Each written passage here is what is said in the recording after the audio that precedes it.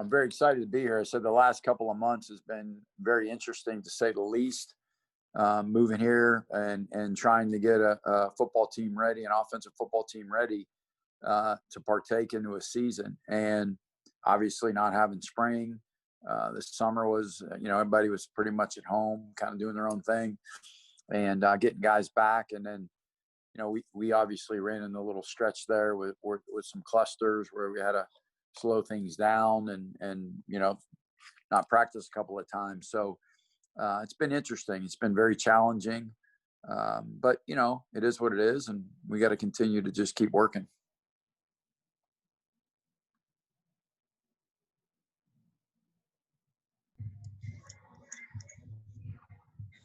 Aaron Beard, what you got? Hey, Tim. Aaron Beard with the Associated Press. We talked by phone in preseason, so it's good to see you in person for the first time. I was curious how much you think, now that you're through camp or, into more season prep, how much you think that you guys might have been set back, and how much, maybe did you make up any setbacks you did through camp? Yeah, that's a great question. We did have some setbacks, obviously, with the virus, but I feel like our players have been pretty resilient, and so is the staff. Meaning, we've continued to coach them online as best we could, always creating video for them to learn from. So I think memory-wise, there's not issues. Like I don't feel a lot of busted assignments that way. Now, guys that have been quarantined or for one reason or the other that come back, there's some rust to them, obviously, and you have to shake that rust off. And the good part is we feel like most everybody, we've kind of went through that hit that most of these programs go through. So getting everybody back is good, and you can see the transition and the it's all coming back. It's like riding a bike. It's starting to come back to some of these guys, and you can see that transition in the last couple of days. Thank you. Mike Toper. Hey, Coach. Good to see you. Over the past few years, Coach Doran had preached offensively the balance between run and pass, and really maintaining that. As you've gone through camp and look towards the first game, are you still maintaining that, or has the offense become a little more wide open, or what can we kind of expect? Every day I kind of have a plan. There's certain things I want to work on that day. Some certain things we're going to need down the road, maybe, whether it's formations, personnel. Might be a day where we're going to throw it a lot. You want to see how the quarterbacks and receivers handle a day. Might be a day we're going to run a lot. So we're going to maintain balance and try to keep people off balance defensively. And we're going to go where they're not. Try to keep the game simple and let our kids play fast and play hard. Sammy Batten. Yeah, Tim, you got a pretty well-stocked tight end room there. Are all three of those upperclassmen guys, are they similar guys or different? And do you see possibilities of getting more than one of them on the field at a time this year? Yeah, I'm really impressed. I love the way, those guys work. Coach Gobel's done a great job with those guys. They work hard. I have confidence in all of them. Like, I think all of them could do everything that we asked them to do offensively in this system. So there hasn't been conversations at all. This guy can't do this, or this guy does this. Do each one of them possess a specific trait that might help them, or they're a little better than the other guy? Yeah, maybe. But, there's been a lot of improvement in that room, and good leadership in that room and work ethic. So I'm pleased with that. And yeah, there could be opportunities where you might see more than one. Thank you. Okay. Jonas, what you got? Hey, Coach, how are you? Good. Good. I wanted to ask first two questions. First, I wanted to ask about Devin, because you guys had, obviously, your spring was cut short and camp's been kind of like condensed.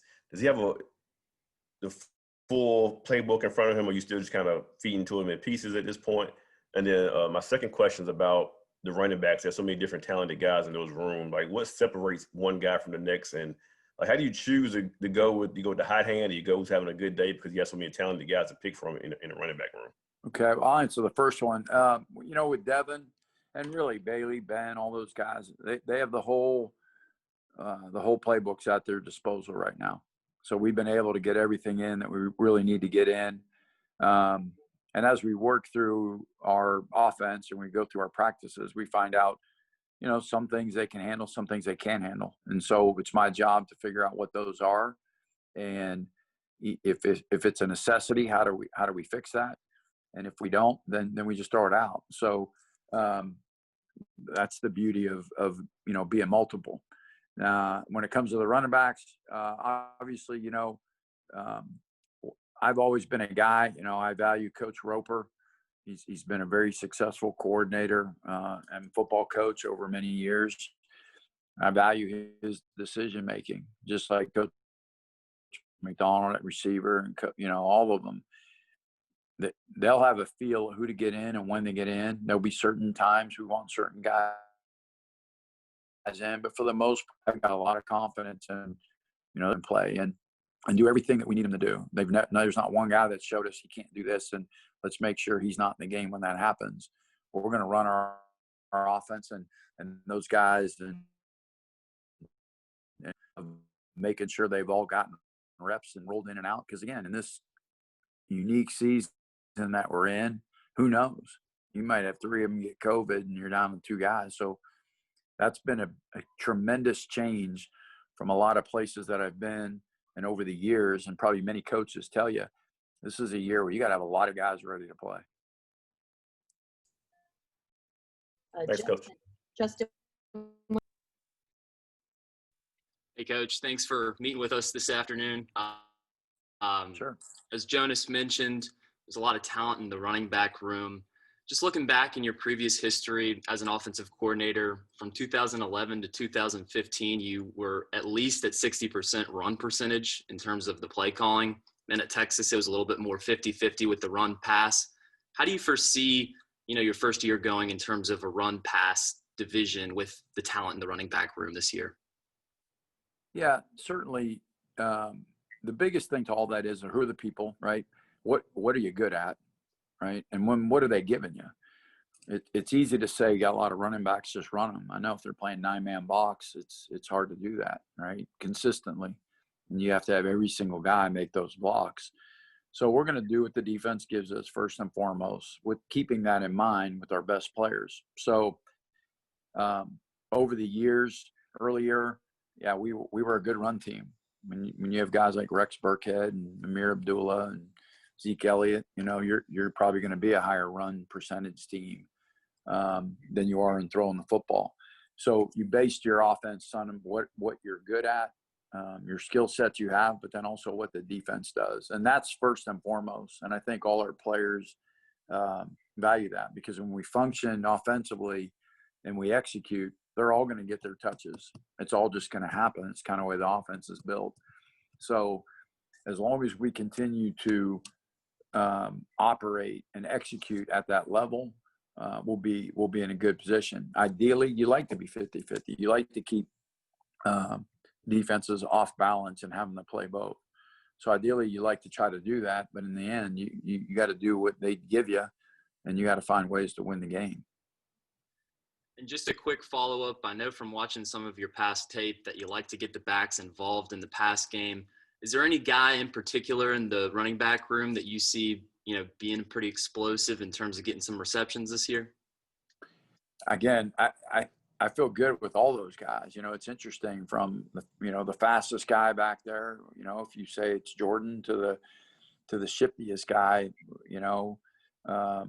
or the biggest guy, which might be Trent. All of them have been very efficient for us so far in spring and fall and in our camp. So, I feel there's never a guy I look out there like, oh no, we're throwing the ball to this guy. They've done a great job, again, improve their hands. They're able to catch a football and make plays in space. Thanks for that, Coach. Sure. Corey Smith. Hey, Coach Beck. First of all, when it comes to the wide receiver core, last year was a bit of a down year for that unit. How much have you seen, especially some of the seniors, take onus of that, but also some of the younger players stepping into those roles, guys like we've seen Chris Scott and Anthony Smith, as well as Porter Rooks back in the spring, stepping up for that wide receiver core too. Right. So, it's great having CJ back. He brings leadership, experience, and Mecca and Thayer have been awesome. Those guys have set the work ethic. They're veteran guys, very crafty. They get the game. And they work really hard at it. We've had some young players step up, right, in terms of even some players that have been here that have stepped up and done some good things. And, you had mentioned Porter and Andrew, some of the freshmen, Chris. Those guys are good players as well. It's interesting. They're very fearless. They just come in and just go. They're not overwhelmed or in awe of the big stage. They just come in here and they go really, really hard. And Coach McDonald's done a great job in that room rotation. He's done a great job in that room with developing those young players, keeping the leadership, pushing those young guys, but also pushing each other. And there's a lot, Devin Carter too is another guy I forgot. But, those guys it's a very consistent group. I feel really good about a lot of those guys. It's the same thing. One thing on offense I feel like we have is we have depth. There's a lot of guys in that room, just like the running back room, that you feel good about playing. And that's gonna be able to do what we need them to do and do it at a high level. Thank you. Sure. Brett Friedlander.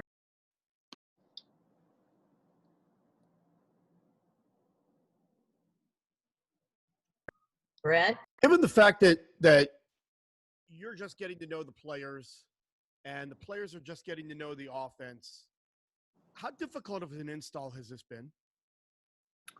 I don't think the install in itself is difficult. I just think the process of installing it has been difficult because you're on again, off again. It's Zoom meetings to walkthroughs to practice. So it's just been that. I think our players and coaches have done a great job. I think the resiliency of those guys, our players just coming in every day, taking it as like, okay, what do we got to do today? Oh, we got to Zoom. Okay. And they've held each other accountable. They want to win. They want to work. They work really hard. Our players want to win. And so they're doing all the right things to be able to do that. It's just having the opportunity now to go out and play and then actually do it. And that's right now. All the coaches are excited to have the opportunity to get to play somebody new and go out there and see how our guys do. All right, Alex Sawyer, you want to wrap this up? Yeah. Hey, Coach. You guys have quite a bit of depth and experience on that offensive line. How good has the competition been in that group so far? And also just how much more confidence does that give the offense as a whole to know that those guys up front are going to do their jobs? Yeah, there's no doubt. I love that group up there, man. You got some great veteran leadership. You've got some extremely talented young players. It's a great mix, kind of like we are offensively. You got good leadership across the board, and you got a great mix of young players all across the board. And, I know Joe and Gibby's have taken the leadership role above and beyond and have done a great job in doing that. I'm really pleased with that group. And I think, the experience that they have, they've all played. There's a lot of guys that have played for us up front. I think that experience, I think the offense for these guys, learning it, feeling good about it. I think that combination shows a lot more confidence in the whole offense. I think everybody right now feels that. I think there's a sense of excitement to get out and actually go do our thing and to be able to play fast and play physical and do what we do best. Although we've had a different experience in fall camp this year, so it is it's been unique to say the least. But thought our kids every day came out and prepared the right way, worked hard, and overcame every obstacle that we had thrown at us. Whether a guy was missing because of COVID or contact tracing or whatever it was, and I thought our kids did a really, really good job of getting through that and moving on and just keep preparing and trying to get better within our scheme. So very, very happy with where we're at. Really like this group of kids. They're hungry. They want to win. They want to do stuff the right way, and I appreciate that about them all.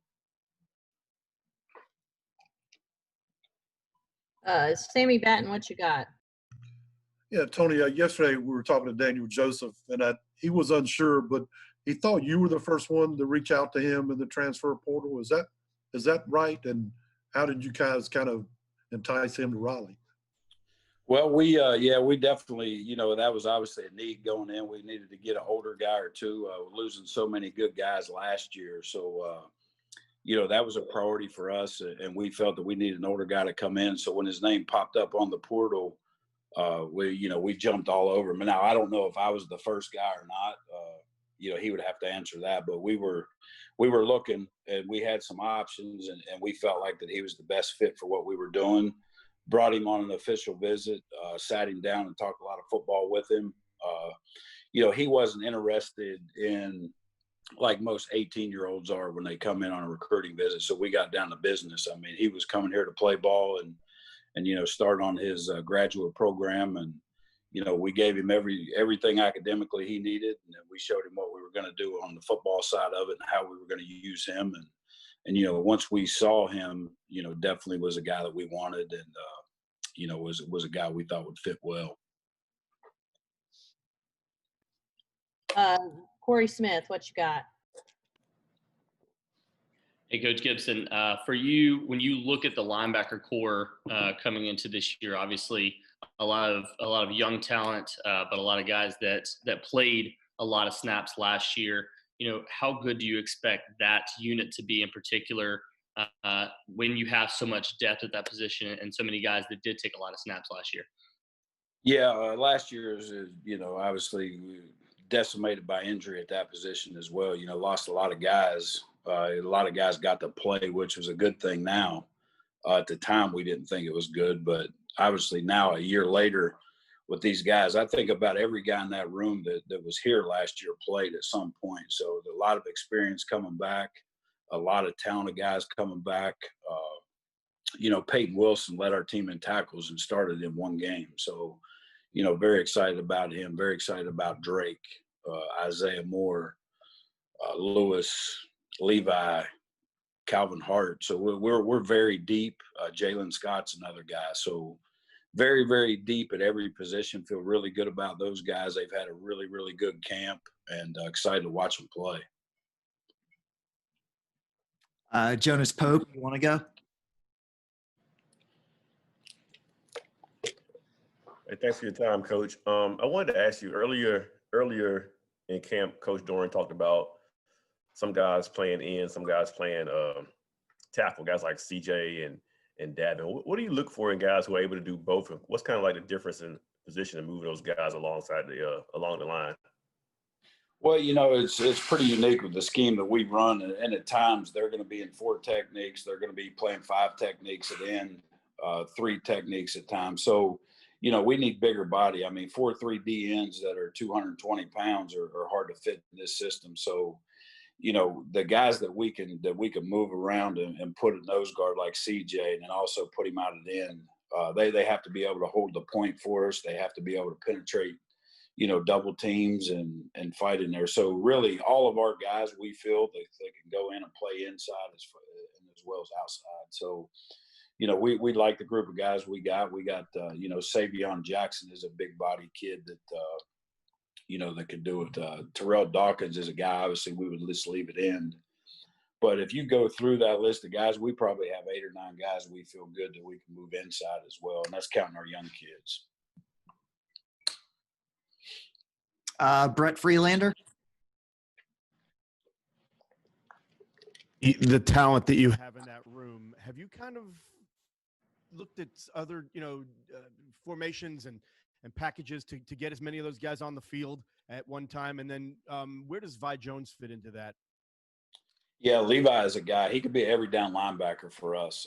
He could be in our dime package at linebacker, as a rush guy, as a cover guy. He's very, very athletic. and there's some guys obviously that don't fit on third down with what we do and how we want to play in that linebacker room. But we could get big, if people get big personnel with us, they get into 13 or 12 personnel and we want to get big, we can do that now. So, we can get to a 4-down look with a linebacker being a field end or a rush end per se. And, we feel like we got a lot of guys that can do a lot of different things. The two guys that have gotten, that have got some work are Jalen Scott and Levi Jones moving around and playing some different spots to get that fourth linebacker for us. Yep. Aaron Beard, go ahead.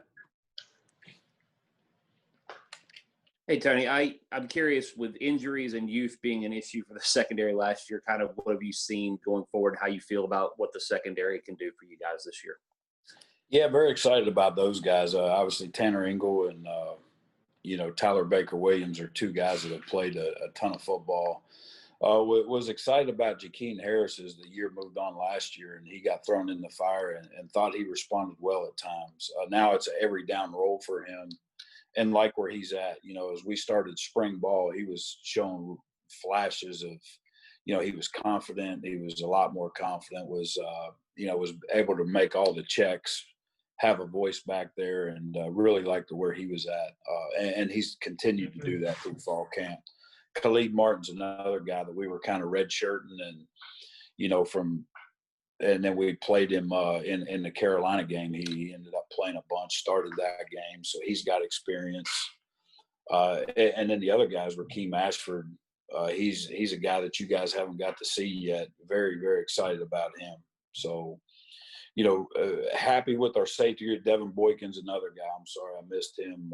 Josh Pierre-Lewis is another guy. So all those guys playing in nickel and safety we're excited about and really like where we're at with them. Our corner group, we're with Tayshawn and Tyon Palmer. We've got Shy Battle, Malik Dunlap, Cecil Powell. I mean, those kids have all grown so much, and Coach Mitchell's done a great job of coaching those guys and working technique, and they're playing with a lot of confidence as well. So, excited, still got some youth back there, and going to be excited to watch them play against Wake. So, Justin Williams, you want to go? Hey, Coach, thanks again for meeting with us this afternoon. Just after watching the last 2 weeks of college football, or what little there has been of it, it seems that tackling is going to be an issue, at least early on, for some of these teams that, have been interrupted in fall camp.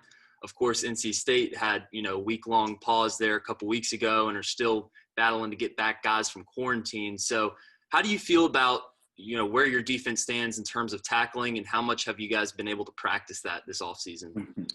Yeah, that's a great question. That's why I've been waking up at about 2 a.m. every day or every night and not sleeping well. That is my biggest fear. And what we've done a really good job. Coach Dorn would do a team drill with, all the offense and defensive skill guys, and we'll all tackle, because special teams obviously is involved with that as well. So we do a drill usually every other day with the offense and defensive guys. Coach Roper and I and Coach Goebel have broke off and did some combatives one-on-one tackling in space. We do a lot of tackling circuits on defensive side. And so we've tried to hit it the best we can. Obviously, we've gotten one good scrimmage in where we tackled, and we tackled pretty well. So I was kind of shocked and excited watching that film, that how well we were tackling. It was the first time since March that we were in a live situation. So, was happy to see the scrimmage. I didn't track a lot of missed tackles in that. And now moving forward, it's going to be wait and see and make sure that our guys are running to the ball. At least if we do miss one, the next guy there needs to make it. So, but that is a concern, and obviously you said it. It's nationwide, just not here at NC State. So we have to keep coaching it up and keep working the drills, and hopefully it will all kick into effect against Wake. Thanks. Jonas Pope, go ahead. I actually have two questions. One of them is a follow-up to Justin's question. How much of tackling is attitude and how much of it is technique and talent when you break it down percentage-wise? I'll let you answer that question first, and I'll ask my second question. Yeah, and I'll add another one to you. It's a lot of tackling is want to. You know, that's the biggest thing. Do you want to tackle anybody, or are you a hitter? And obviously they're here for a reason. We thought they were talented enough to play at this level, but you know, you get some kids in here that weren't taught the right way, maybe, or you know, are tackling a different way than how we want them, and so you try to fine tune that and tweak it. But you know, it's a lot of it too is effort. You know, getting to the football and being willing to, you know, to wrap your arms and put your face on people. So, you know, that there's a lot of it that is, you know, that is attitude and want to, and, you know, who plays aggressive and who doesn't. So, you know, that's something that we got to track. Everybody looks good in shorts and T-shirts, but when the pads come on, you know, the real guys step up. So hopefully we got a bunch of those real guys. And then my second question is, I was listening to Coach Thunder last night on Coach Dorn's radio show, and he was talking about guys who are like throwback or old school players, and he named 3 linebackers. I think he named Drake, Isaiah, and Sept Williams. I just want to ask you, like, what makes those guys fit in that category of like throwback, old school type players? Well, they wear a neck roll still like Coach Thunder, so maybe that's what he's looking at first. But no, those guys are just you know, they're gritty, they're nasty. They'll hit anything that crosses their face, so they love it. And Peyton Wilson's the same way. He's in that same category with those guys, but they seek out contact.